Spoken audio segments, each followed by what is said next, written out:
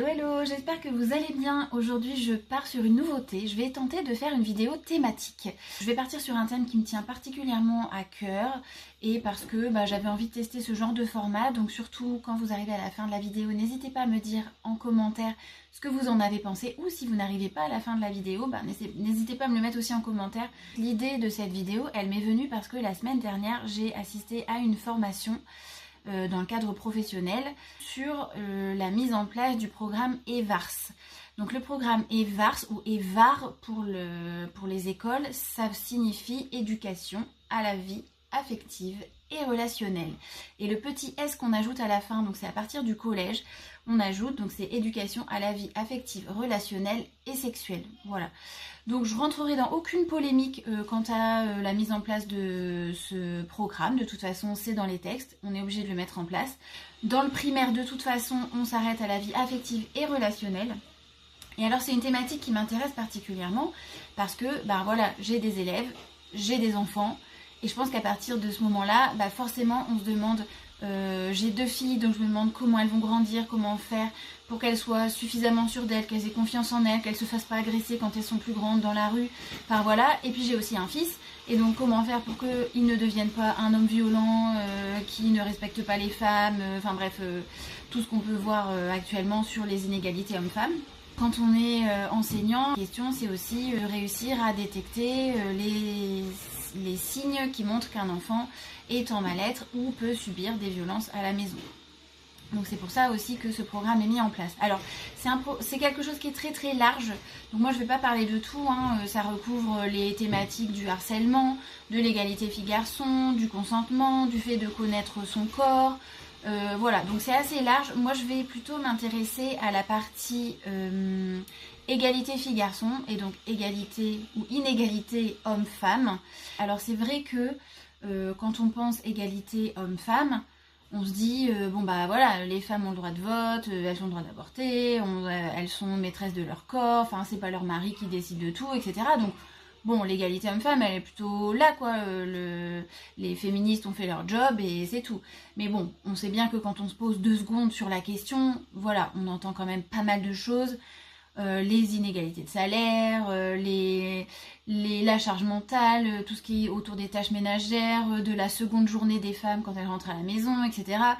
On sait que c'est pas quelque chose que 100% des femmes vont vivre, mais c'est quand même le cas d'une grosse majorité d'entre elles. Donc ça suffit pas toujours de dire que c'est pas le cas pour tout le monde, que tous les hommes ne sont pas comme ça, etc. Oui, c'est vrai, mais en vrai, il y a quand même un problème, on le sait au niveau de la société. Donc l'idée c'est pas de pointer toi ça va pas, c'est de dire comment on fait pour faire évoluer notre société. Et je trouve que notamment à travers l'éducation des enfants, c'est aussi comme ça qu'on va faire évoluer notre société dans le futur. Alors pourquoi ce programme, cette éducation entre guillemets est gérée par l'éducation nationale? On pourrait penser que c'est aux parents d'expliquer à leurs enfants comment faire attention, comment grandir, comment respecter les autres. Mais en fait, on sait que dans nos classes, en gros, 3 enfants par classe en moyenne sont victimes de violences, voire de violences sexuelles ou d'inceste intrafamilial. Donc à partir de là, à partir du moment où on sait que ces violences sont faites en grande majorité dans les familles, forcément, il faut qu'il y ait une institution à l'extérieur des familles qui puisse expliquer aux enfants ce qui est normal, ce qui n'est pas normal, et comment faire pour alerter, etc. Donc c'est pour ça que l'éducation nationale s'est emparée du sujet. Moi je suis pas du tout spécialiste, mais comme c'est un sujet qui m'intéresse, j'ai notamment participé à une fresque du sexisme. Alors je me souviens pas de tout ce qu'on a dit, de tous les chiffres, etc. Mais en tout cas je me souviens qu'à la fin ça m'a donné beaucoup envie d'agir, notamment auprès de mes élèves. Donc c'est pour ça que je me suis inscrite à cette formation, qui n'était pas une formation obligatoire. Mais je me dis, pourquoi pas de vous en parler à vous, surtout que j'ai quand même quelques bouquins qui peuvent vous intéresser si le sujet vous titille aussi ou vous intéresse. Pendant cette formation, on a aussi une intervention de 2 heures sur le masculinisme, donc c'est un petit peu à part, parce que ça va concerner plutôt des élèves plus grands, parce qu'il y avait des enseignants du secondaire aussi. Et je me suis rendu compte que je vivais totalement dans mon monde. J'ai pas encore d'ado à la maison, donc je connais pas tous les influenceurs. Enfin voilà, nous donner des noms d'influenceurs, vous connaissez, moi je connaissais personne. Et en vrai, quand elles nous ont raconté, ou quand elles nous ont montré des extraits de ce que disaient ces hommes, mais Mais j'étais vraiment choquée, quoi. Et donc je me dis, mais c'est pas possible qu'il y ait des gens qui pensent ça de nos jours. Bah si, c'est possible. Et ils ont des millions, des centaines de milliers de followers, quoi. Donc c'est juste incroyable. Et je me dis, mais comment faire pour que mes enfants, mon fils notamment, ne tombent pas dans cette espèce de tendance totalement folle. Enfin voilà, vraiment je suis tombée de haut, quoi. Donc je me dis, il y a vraiment beaucoup de choses à faire.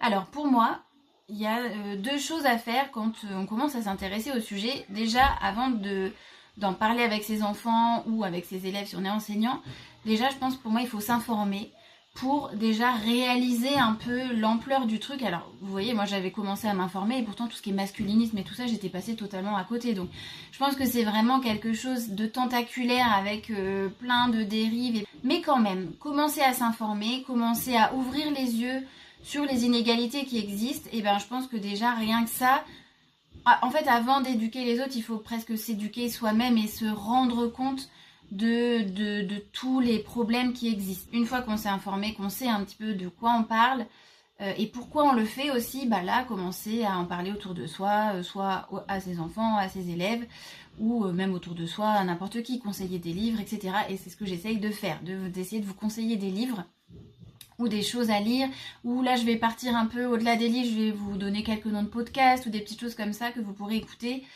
pour vous intéresser d'un peu plus près à ce sujet.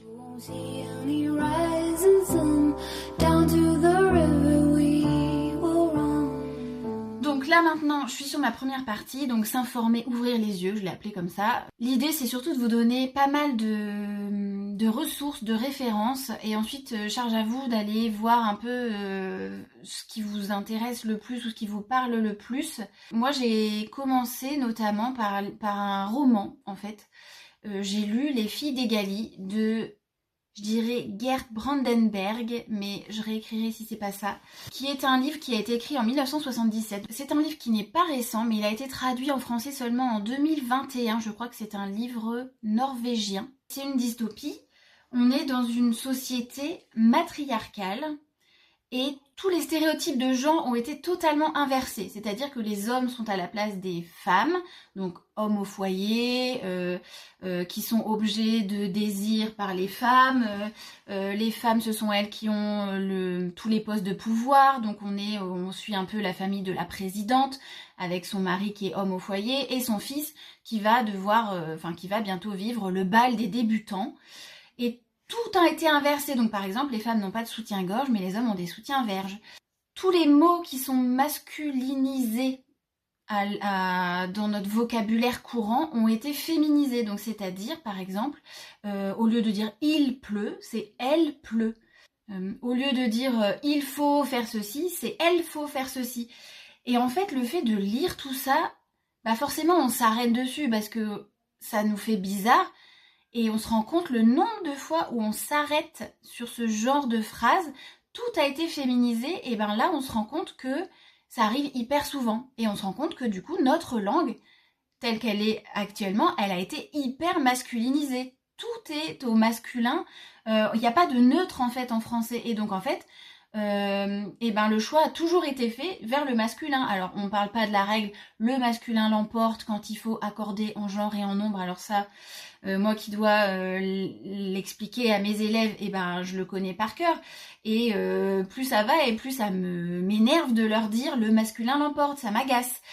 Surtout de savoir que ça n'a pas toujours été le cas. C'est pas quelque chose qui existe depuis que la grammaire existe. Ça a quelques centaines d'années, mais pas plus. Donc en fait on se rend compte de ça. Donc dans ce livre, alors c'est pas facile, c'est vraiment un livre pour adultes, hein. C'est pas facile parce que le jeune homme, le fils de la présidente, il va subir un viol par des femmes. Et l'idée c'est un peu de dire puisque les femmes elles ont porté 9 mois leur enfant, c'est normal qu'après elles s'en occupent plus, quoi. C'est l'homme qui prend la relève et qui s'occupe des enfants après, c'est logique. Et vraiment, et donc après il y a une histoire, je sais même plus ce que c'est l'histoire. En fait, j'ai vraiment retenu le concept. Il y a une histoire, il veut faire un métier qui est un métier de femme, Et donc bah tout le monde lui dit bah non, c'est pas possible, c'est un métier de femme, donc tu peux pas faire ça. Enfin, il veut être plongeur sous-marin, je sais plus, pour aller chercher des perles ou je sais pas quoi. Et donc ce ne sont que des femmes, et donc bah il se rend compte bien que toutes les combinaisons, elles ont été faites pour des femmes, donc lui il peut pas les enfiler. Enfin vraiment que des choses comme ça, et c'est là qu'on se rend compte que ça nous choque qu'il ait ces problèmes-là, ce jeune homme, ça nous choque la façon dont la langue est utilisée et totalement féminisée, ça nous choque la façon dont les femmes, elles parlent aux hommes, et je me dis que ça existe en vrai, mais dans l'autre sens, et c'est assez... ça a quand même été un sacré déclic de me dire... que ce livre-là était choquant, et pourquoi ça me choque pas autant dans l'autre sens. Alors, certains comportements, viols, etc., oui, là, ça me choque, il n'y a pas de souci, mais le côté homme au foyer, le côté elle pleut, elle fait beau, et ben, pourquoi tout est masculinisé? Enfin, vraiment, ça a été un petit déclic pour moi. Donc, Les filles d'Egali, ça c'est à lire si vous voulez rentrer dedans. En plus, c'est pas un essai, on est toujours sur du roman, sur de la fiction. Donc c'est quand même une bonne porte d'entrée, je trouve, vers cette réflexion. Ensuite, il y a pas mal de livres aussi qui permettent d'ouvrir les yeux sur la charge mentale. Alors, on en parle de plus en plus, la charge mentale des femmes. Et il y a beaucoup... Enfin, il y a beaucoup. Moi, la première, j'ai quand même l'impression que dans mon couple, ça va, quoi. Vraiment, je me dis, non, mais c'est 50-50. Mon mari fait énormément de ménage, d'ailleurs, il en fait plus que moi. Il s'occupe totalement du linge. Et puis moi, je fais la cuisine. Enfin, voilà, j'ai quand même l'impression qu'on a bien réparti nos tâches. Et c'est le cas de beaucoup de personnes. Et en fait, l'autrice que je vais vous citer, la Titiou Lecoq, elle a écrit pas mal de livres, de sa perspective à elle à la base, mais en fait, après, elle arrive à généraliser. Et on se rend compte que peut-être que non, en fait, c'est pas si égalitaire que ça. Il y a peut-être quand même des choses qui sont pas tout à fait bien réparties et qui participent de la charge mentale. C'est-à-dire, c'est pas parce que t'emmènes les enfants chez le docteur que c'est pas moi qui ai pensé à prendre le rendez-vous, à aller chercher le vaccin à la pharmacie, à ceci, cela. Enfin, vous voyez. Et donc, le livre que j'ai lu de Titiou Lecoq, c'est Libéré. Le combat féministe se gagne devant le panier de linge sale. Et j'adore comment elle écrit, Titiou Lecoq. Là, pour le coup, on est sur un essai. Mais elle écrit vraiment, c'est hyper facile à lire. On a l'impression de lire une histoire. Elle a beaucoup d'humour. Et elle part de ses expériences à elle pour ensuite réussir à généraliser. Et souvent, ces expériences, elles nous parlent vachement. Enfin, en tout cas, moi, elles m'ont parlé vachement en me disant « Ah, mais oui, mais c'est vrai. Mais ouais, moi aussi, c'est comme ça. » Et vraiment, alors, j'ai pas fait la révolution à la maison, hein, je vous rassure. Parce que j'ai quand même l'impression qu'on n'est pas trop mal, mais ça a déclenché quelques discussions entre mon mari et moi pendant que je le lisais, parce que je disais, ah bah t'as vu, elle dit ça, et tu trouves que nous on est comment là-dessus? Ah ouais, c'est vrai, t'as pas tort. Enfin voilà, et on a discuté, et franchement c'était vraiment sympa pour lancer la discussion en tout cas. Et puis ça se lit très facilement, Titiou Lecoq. Et donc un autre livre d'elle, c'est Les Grandes Oubliées. Donc ça, on sort un peu de la charge mentale, on n'est plus sur pourquoi l'histoire a effacé les femmes. Et là, on part plutôt sur le côté éducation. Donc moi, en tant qu'enseignante, ça m'intéresse vraiment beaucoup. Et c'est vrai que je ne sais pas si vous vous souvenez de vos cours d'histoire de quand vous étiez plus jeune. On nous parle beaucoup des grands hommes et on ne nous parle pas beaucoup des grandes femmes. Et avec ce livre de Titiou Lecoq, en fait, on nous montre que les grandes femmes, elles ont existé.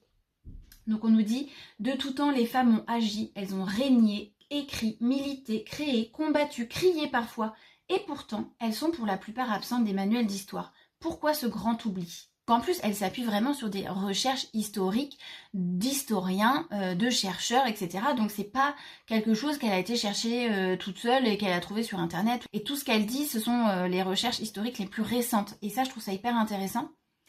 Parce que notamment, pour revenir aux masculinistes, eux ils disent, enfin il y en a certains qui disent revenir à un certain état naturel quand ils veulent confiner la femme au foyer et l'homme qui va gagner l'argent en gros, et on revient à la préhistoire où l'homme allait chasser et la femme s'occupait de faire la popote et s'occuper des enfants. Et on se rend compte en lisant ce livre que non, ça se passait pas vraiment comme ça à la préhistoire, quoi. Donc il y a des recherches qui ont été faites qui montrent que c'était pas le cas. Donc c'est pour ça qu'on apprend beaucoup de choses. Toujours Titiou Lecoq, donc toujours bien écrit, avec de l'humour et tout ça, donc hyper facile à lire, donc ça je vous le recommande. Donc déjà voilà, ça c'est pour ouvrir les yeux, pour se rendre compte un peu de tout ce à côté de quoi on est passé. alors pas forcément tout le monde, hein, mais vous pouvez être plus ou moins avancé sur certains sujets, mais je trouve quand même que ça permet de réaliser un petit peu l'état de notre société actuellement. J'ai quelques podcasts aussi à vous conseiller. Il y a un podcast à soi de Charlotte Bien-Aimée, donc là c'est vraiment sur le féminisme, différents types de féminisme, quels sont les combats féministes et qu'est-ce que ça peut apporter. Il y a quelques épisodes de Blast aussi, le média Blast, qui ont été faits sur ce sujet-là, notamment Charlotte Bien-Aimée, elle a eu un entretien pour Blast. Il y a un podcast qui s'appelle La Matrescence qui a été créé par Clémentine Sarlat. Et donc là, on est plus sur de la parentalité, mais parentalité côté maternel. Et je trouve que c'est intéressant parce que cette histoire de charge mentale, elle revient, du choix de comment on veut accoucher. Enfin voilà, c'est centré autour des enfants, mais toujours ce questionnement de la femme qui doit faire certains choix ou pas. Un autre qui s'appelle Galère sa mère, pareil, parentalité, mais il y a beaucoup de questionnements sur qu'est-ce que c'est qu'être une femme, qu'est-ce que c'est qu'être une mère. Donc hyper intéressant. Et un autre que j'ai moins écouté, qui s'appelle Les couilles sur la table, de Victoire Tuaillon. Pareil, on est sur du féminisme, alors là, pas parentalité, vraiment féminisme. Question sur les LGBTQIA+, aussi. Je vous mettrai quelques titres d'épisodes, comme ça va vous permettre aussi un petit peu de vous rendre compte. Et puis je vous mettrai les liens en description.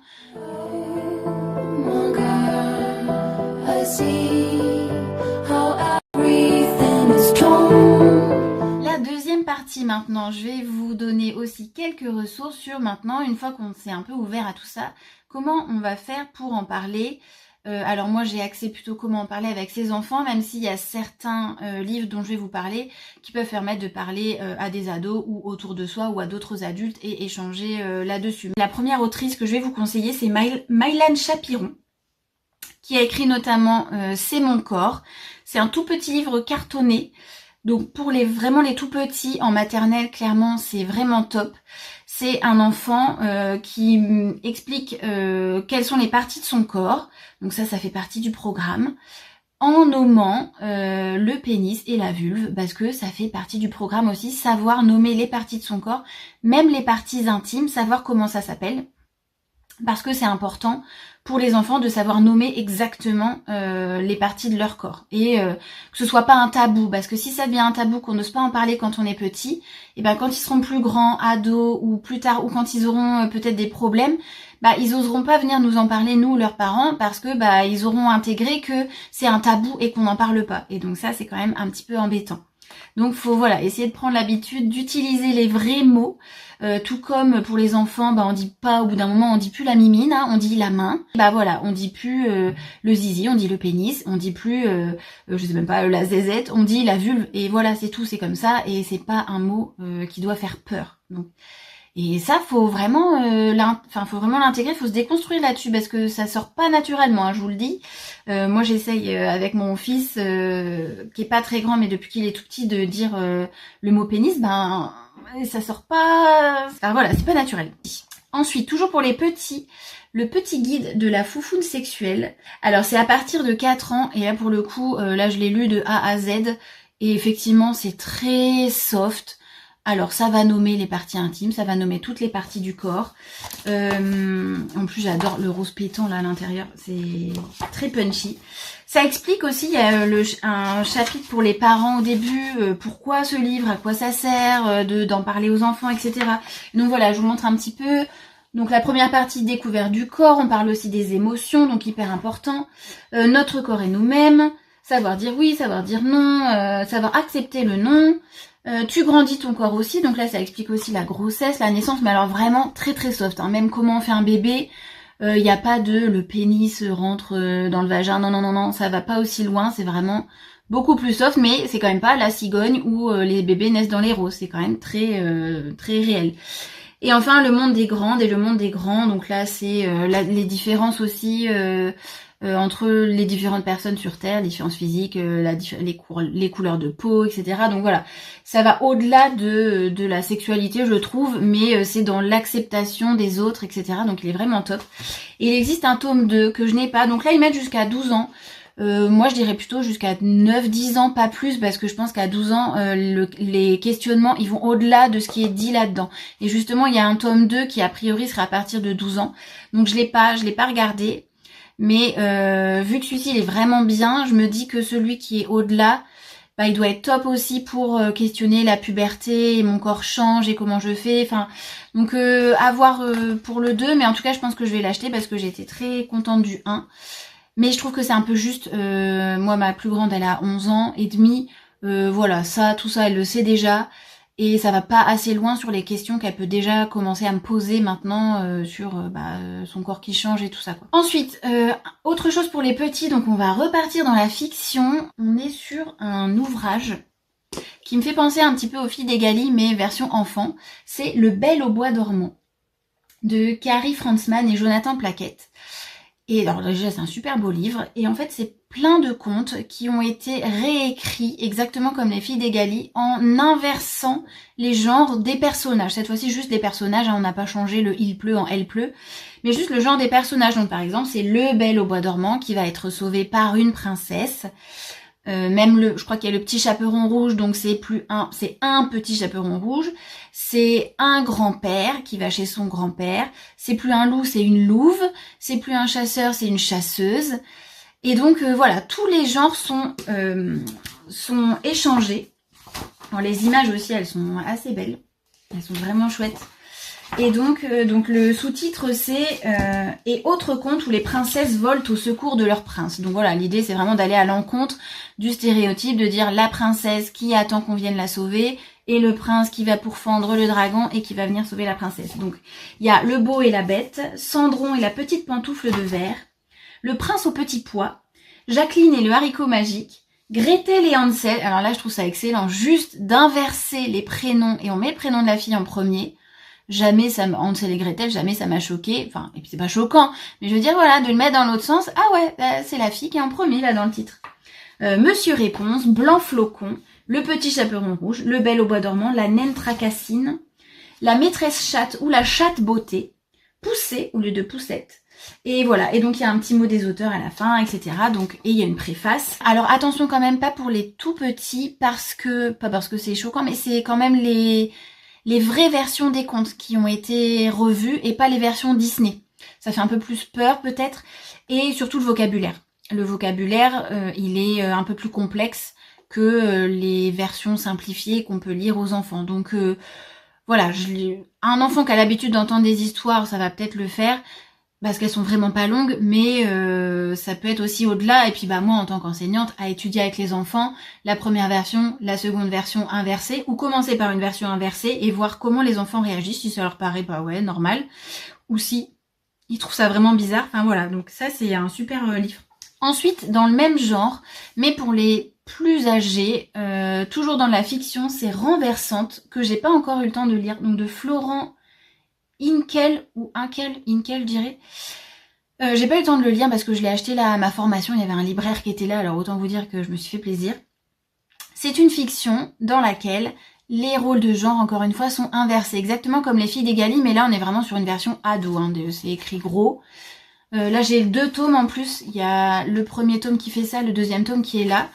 Et donc on nous dit, c'est l'histoire de Léa, 10 ans, qui prend conscience des inégalités que subit son frère jumeau Tom. Les inégalités qu'on ne questionne plus par simple habitude. Sauf que là, ce sont plutôt les femmes qui sont dominantes et pas les hommes. Donc c'est Léa, la jumelle, qui va se rendre compte que son frère Tom, il n'a pas les mêmes chances qu'elle dans la vie, etc. Donc dans le tome 1, ils ont 10 ans. Dans le tome 2, ils ont 15 ans. Enfin, les jumeaux, je dis ils parce que c'est les jumeaux.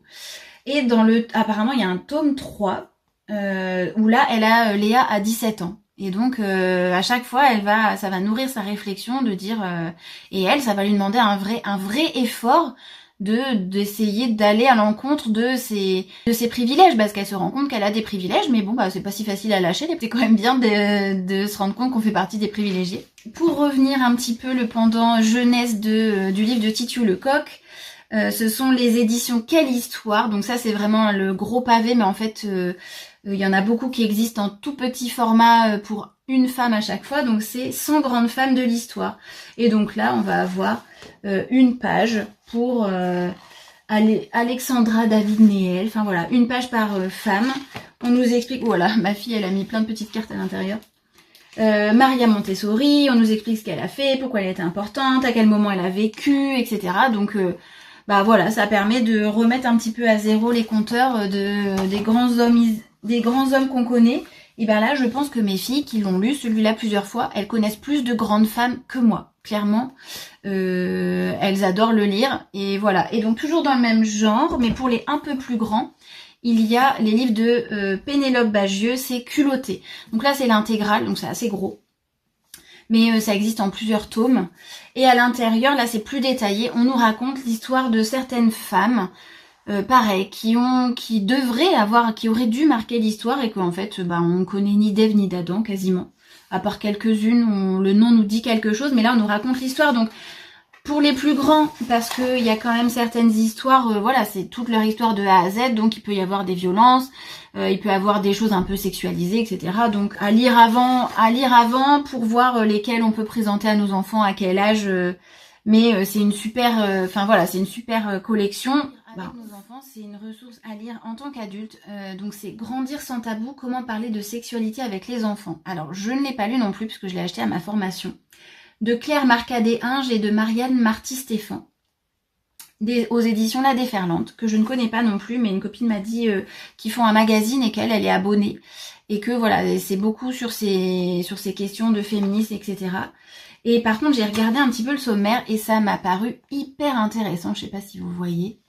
Je vais vous lire juste les grands thèmes. Donc, parler sexualité, c'est féminisme. C'est féministe. Les corps, terrain d'émancipation, numéro 2. Procréation, comment on fait ou pas les bébés. Donc ça c'est bien, je trouve, d'en parler avec les enfants. Le consentement, un apprentissage au quotidien. Violence sexuelle, en parler pour mieux protéger. Et enfin, en 6, la puissance des liens. Et donc voilà, je trouve que tout est dit. Alors je l'ai pas lu, vraiment, j'en parlerai pas plus que ça. Je vais attendre de l'avoir lu pour vous le présenter. Mais il m'a l'air hyper pertinent et de s'adresser aux parents pour savoir comment eux, ils peuvent en parler avec les enfants. Donc ça, c'est vraiment très chouette. Sachant toujours qu'on m'a toujours dit que quand on parle aux enfants, quand ils nous posent une question qui nous embarrasse un petit peu, il faut avant tout leur demander, en général, en retour, et toi, qu'est-ce que tu en penses? Par exemple, comment on fait les bébés? Alors toi, tu penses qu'on fait comment? Et donc on va avoir grâce à ça, surtout pour les plus petits, on va avoir grâce à ça leur première représentation. Et des fois ils nous demandent pas en fait d'avoir le détail des spermatozoïdes et des testicules et du pénis et qui ceci, cela. Non, ils ont pas besoin d'avoir tout ça. Parfois, leur dire juste que là, y a une graine du papa, une graine de la maman qui vont aller ensemble et former un bébé, c'est suffisant. Et en fait, ils vont pas forcément nous demander, oui, mais comment la graine du papa, nanana. Ça viendra peut-être 2-3 ans plus tard. Mais au moins, vous êtes tranquille pendant 2-3 ans. Mais n'empêche que vous avez répondu à la question avec quelque chose qui est, avec quelque chose de véridique. Et que vous n'avez pas essayé de faire une pirouette où votre enfant va se dire, papa, maman, ils répondent pas à mes questions quand je pose ces questions-là, je vais aller chercher mes réponses ailleurs.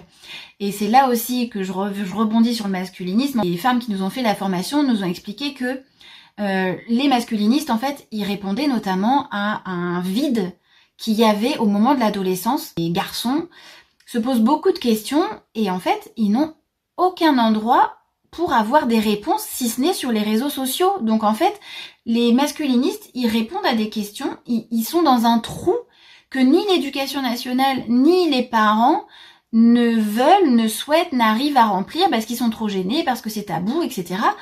Et en fait, les enfants, ils vont chercher les réponses là où ils pensent les trouver. Donc d'abord entre pairs, et puis il suffit que père, P-A-I-R-S, et en fait, il suffit qu'ils soient tombés sur quelqu'un qui suive un influenceur ou qui ait vu une vidéo. En général, on part sur quelque chose d'assez soft. Une vidéo, comment je fais pour me muscler un peu plus, comment je fais pour aborder une fille. Enfin voilà, des choses que n'importe qui peut poser comme question. Même les filles peuvent poser cette question-là envers les garçons. Et en fait, on commence à regarder une petite vidéo de quelqu'un qui nous donne des conseils là-dessus. Et puis ensuite, de vidéo en vidéo, on se retrouve à arriver sur des vidéos de masculinistes totalement radicaux. Et comme ça arrive petit à petit, les enfants, les ados ne se rendent pas forcément compte de ce sur quoi ils finissent par tomber. Et puis ils finissent par être d'accord avec ces gens-là, quoi. Et donc tout ça parce que nous, en tant que société, on n'a pas réussi à leur apporter les réponses au moment où ils en avaient besoin. Donc c'est pas facile, mais voilà, c'est vraiment un questionnement à avoir et comment on fait pour en parler. Et c'est pour ça que c'est pas quand ils sont ados qu'il faut commencer à briser des tabous et à leur dire allez, alors venir avec nos gros sabots, alors vas-y, pose-moi tes questions, je vais te répondre. Non, en fait c'est quand ils sont petits qu'il faut commencer à aborder ces sujets, mais de manière efficace, c'est-à-dire ils n'ont pas besoin de tous les détails quand ils ont 4 ans, quoi. Voilà, et alors pour vous parler de quelques podcasts en plus, on m'a parlé d'un podcast qui s'appelle Femmes d'exception de France Inter, donc là on revient toujours sur le côté ces femmes de l'histoire qui mériteraient d'être plus connues. Et on m'a parlé de vidéos surtout, alors là on bascule un petit peu au-delà du sujet sur les réseaux sociaux. Ce sont des vidéos qui sont à destination des enfants, des ados qui durent 3-4 minutes. Ça s'appelle Dopamine, donc je crois que c'est fait par France 5, France TV, France, je sais plus quoi, je vous mettrai ça. Et donc il y a une vidéo pour chaque réseau social et ça explique comment ce réseau social fonctionne et comment il fait pour happer, en fait c'est même en tant qu'adulte c'est hyper intéressant, comment il fait pour happer notre attention et qu'est-ce que ça lui rapporte à lui d'avoir notre attention et les vues et les algorithmes et tout ça. Enfin, donc j'en ai regardé qu'une, j'ai regardé celle sur WhatsApp parce que moi WhatsApp pour moi c'était vraiment pour échanger des messages et sans plus. Et en fait non, c'est vraiment considéré comme un réseau social. Et donc j'avoue, là j'y ai réfléchi et je me suis dit, bah ma fille, je vais peut-être plus la laisser autant que ça aller sur WhatsApp parce qu'il y avait plein de choses que je ne connaissais pas de WhatsApp qui existent et que elle en fait connaissait. Bref, je vais vous mettre aussi le lien en description. Et je vais m'arrêter là pour aujourd'hui. Il y a plein d'autres ressources. N'hésitez pas à en mettre en commentaire surtout. N'hésitez pas à revenir sur des choses que j'ai dit si vous n'êtes pas d'accord ou si vous êtes d'accord ou si vous avez d'autres questionnements, si vous voulez que je développe. Dites-moi aussi si ce genre de vidéo thématique peut vous plaire. Bon, j'ai pas forcément 15 000 thématiques à aborder et une bibliographie à donner sur toutes les thématiques qui existent, mais pourquoi pas en tout cas le refaire. En tout cas, j'espère que cette vidéo vous a plu, vous a appris des choses. N'hésitez pas à liker, à partager surtout, à vous abonner à ma chaîne si vous êtes intéressé. Je sais que cette vidéo était un petit peu différente de ce que je fais d'habitude, donc surtout faites-moi des retours que je sache ce que vous en avez pensé. En attendant la prochaine vidéo, je vous souhaite de bonnes lectures, je vous fais plein de bisous et je vous dis à bientôt.